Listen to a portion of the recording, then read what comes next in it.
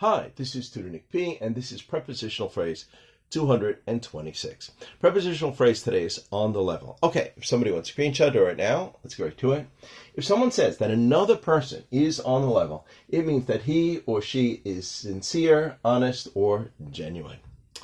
The phrase first started to appear around the early 1900s. The origin is not certain, but some believe it may have derived from billiards due to the flatness or fairness of the playing surface. If the surface was tilted or uneven, it would be considered unfair.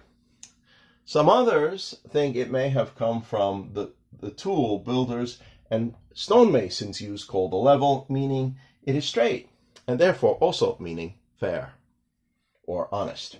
And we got 4 examples here to show just how it's used. Here's the first one. I don't trust what he says. I don't think he is on the level. All right, number 2. He has always been on the level with me. I never found him to be deceptive. All right, number 3. It is difficult to deal with someone if they won't be on the level. And number 4. Can we trust that he is on the level? Okay, anyway, I hope you got it. I hope it was clear. I hope it was very informative. Thank you for your time. Bye-bye.